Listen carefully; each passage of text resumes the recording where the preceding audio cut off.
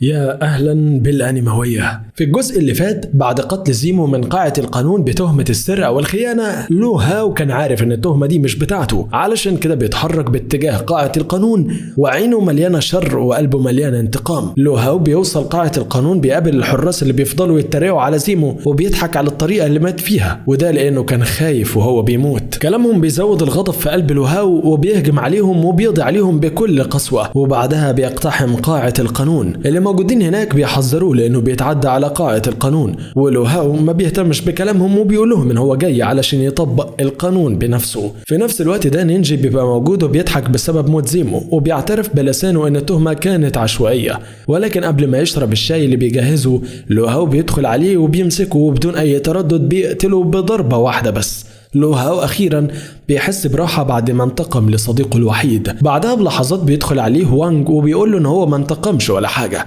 والشخص اللي قتل زيمو يبقى هو بسبب اللي عمله معاه في الاختبار الأخير في الأرض المحرمة. بيقول له ان هو خدعه وخلاه يشك في قاعة القانون علشان يعمل الفوضى دي ويبقى معاه السبب لقتله. وانج بيخرج سيفه وبيهجم على لو هاو وبيضربه ضربة قوية بتخليه يغمى عليه. لو هاو بيدخل في بحر أفكاره وبيفتكر وقته مع زيمو اللي كان بيتمنى يرجع لأسرته الفقيرة علشان يساعدهم، وكمان بيفتكر إن زيمو هو الشخص اللي كان بيساعده في المذاكرة وإنه كان صديق كويس، وعلشان كده لو هاو ما بيرضاش يخذله وبيفوق وبيمسك السيف بإيده وبعدها بيضربه ضربة قوية جدا. وانج ما بيقدرش يرد على لو هاو وبيستسلم للأمر الواقع، وهو إنه لو هاو خلاص هيقتله. لو هاو بيبقى على وشك قتله فعلا، ولكن بيلاقي طاقة غريبة بتثبته في مكانه، ولما بيبص قدامه بيلاقي هوان يو، وده يبقى عم هوانج. لو هاو بيعرف ان هوان يو استخدم حقل الطاقة علشان كده مش قادر يتحرك، وبيعرف كمان ان الاشخاص اللي معهم القدرة دي هم الخبراء. هوان يو بيقول للو هاو ان عقاب اللي هو عمله ده حكم الاعدام، وده لانه تعدى على قاعة القانون وهو ماشي يقتل في الناس بدون حساب. لو هاو بيطلب منهم يسمحوا له يبرر موقفه. فعلا بيقف قدام هوان يو وبيشرح اللي حصل مع زيمو، وبيقولهم ان هوانج قتل زيمو وانهم لو هيقتلوه يبقى يقتلوا هوانج معاه. هوان يو ما بيرضاش ساعتها يقتل ابن اخوه، علشان كده بيقول لهم ان طالما الاتنين مفروض يتقتلوا يبقى القانون بيقول انهم هيقتلوا واحد بس منهم عن طريق انهم يسيبوهم يقتلوا بعض قتال لحد الموت. وفي النهاية هوان يو بيقرر ان القتال يبقى بعد 3 أيام في ساحة الحياة والموت. هوانج طبعا بيبقى خايف جدا وبيقول لعمه ان هو مش هيقدر يقتل لو هاو، ولكن عمه بيقول له ان هو كده كده هيموت معاه، بس دلوقتي هو هيساعده علشان يقتله. لو هاو بيروح يتأمل مع نفسه وبيفكر هيعمل ايه، ولكن بدون اي تردد بيحفز نفسه علشان يقتل هوانج ويقتله انتقاما لصديقه زيمو. كمان بيفكر ان هو يدخل في بئر التنين علشان يحسن قوته بدرجة كبيرة علشان ينهي اي امال عند هوانج وعمه. فعلا بيستخدم احجار الطاقة علشان تزود طاقته، وبيرجع عند قبر زيمو وبيوعده ان هو هينتقم. بعد 3 أيام بيجي ميعاد القتال المنتظر في ساحة الحياة والموت.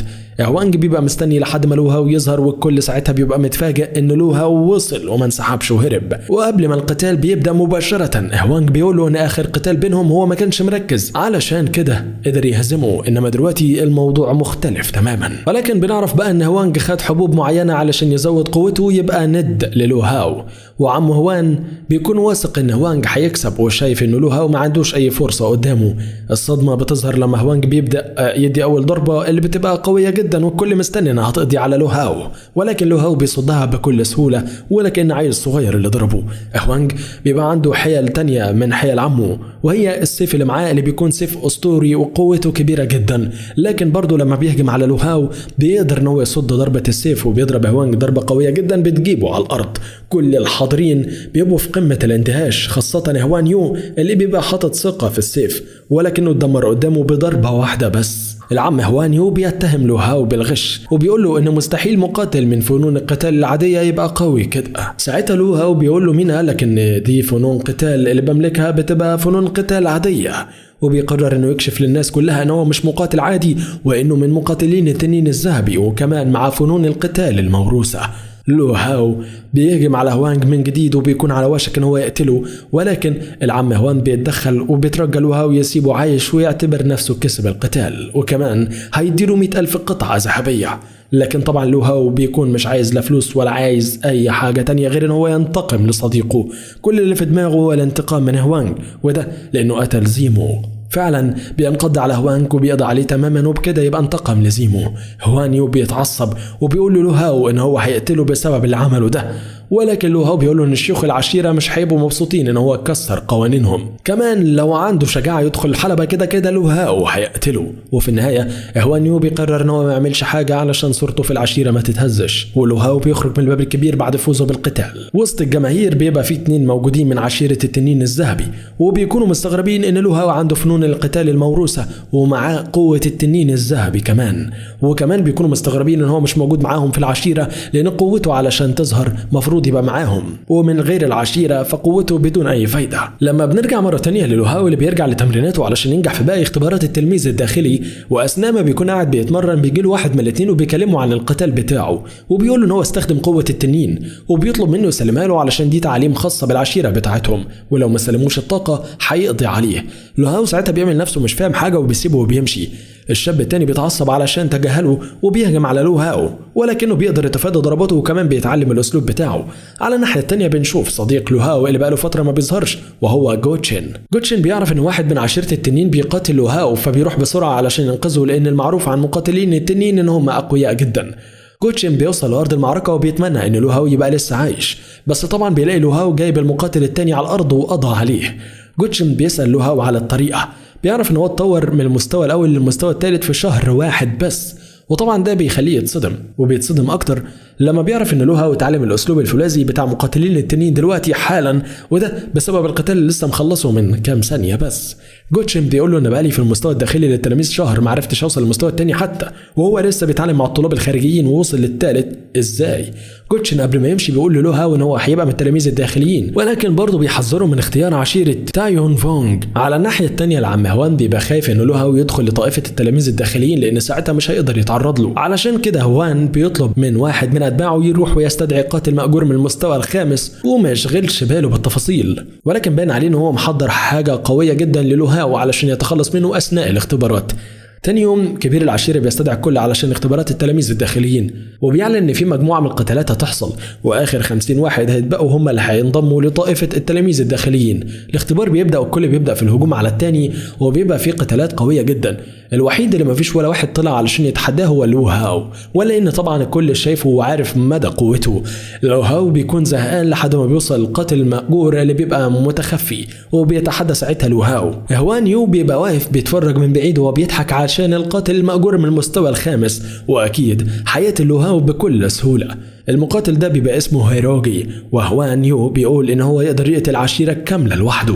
فعلا هيروغي بيبدأ الهجوم، ولو هاو بيلاحظ ان هو هجوم قوي وبيستخدم الاسلوب الفولاذي كمان.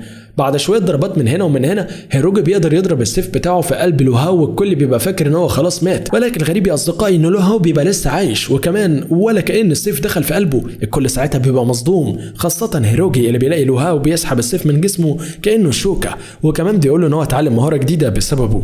القتال بيبدأ من جديد، وهيروغي بيبدأ يتأثر بضربات لو هاو.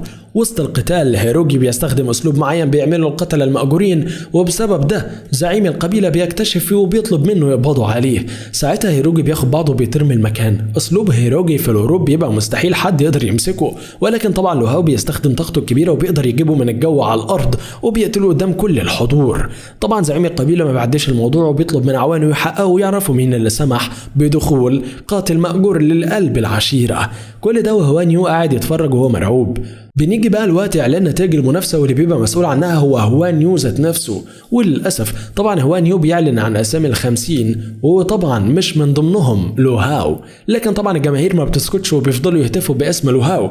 طبعا هنا هوان بيرفض، وده علشان يخلي لو هاو تحت سيطرته. ولكن ساعتها بيوصل مو في فان من طائفة تايون فونج وبيقول له ان هو عايز يضم لو هاو للطائفة الداخلية بتاعته. طبعا هوان يو بيكون رافض، وبيقول لمو في فان ان هو دايما بيرفض يضم طلاب جدد لطائفته، اشمعنى المرة دي؟ كلامه بيعصب مو في فان، وبيستخدم طاقة السحر بتاعته علشان يخضع هوان يو. الكل بيبقى مستغرب ان هوان يو بيركع لمو في فان، ولكن بنعرف ان مو في فان طبعا هو التلميذ الاساسي لزعيم الطائفة. المهم ان مو في فان بيعرض على لو هاو ينضم ليه، بس هوان يو بيبقى مطمن لان الكل بيرفض ينضم لطائفة تايون فونج. لو هاو بيلاقي ان الكل رفضه ومفيش غير مو في فان بس هو اللي واقف في صفه، وعلشان كده بيوافق ينضم للطائفة دي. ساعتها مو في فان بيقول للكل ان لو هاو بقى طالب معاه في الطائفة، الشرطة، ولو أي حد اتعرض له هيتعاقب عقاب شديد. بعد انضمام لو هاو مع فوفي فان، هوان يو بيبقى عنده أمل شوية إنه لو هاو يتغير، لأن كل اللي بينضم للطائفة دي بيتحول لشخص حقير في المستقبل. يا ترى بقى إيه اللي هيحصل مع لو هاو في طائفة التلاميذ الداخليين تايون فونغ اللي حذرنا منها بقالنا 4 أجزاء؟ وليه كل الناس بيحذروا فعلا الطلاب الجدد من الانضمام ليهم لو جات لهم الفرصة؟ هل فعلا لو هاو هيتحول لشخص أسوأ في النهاية ولا هيحصل ايه؟ هنشوف كل الكلام ده في الأجزاء اللي جاية من حكاية لو هاو.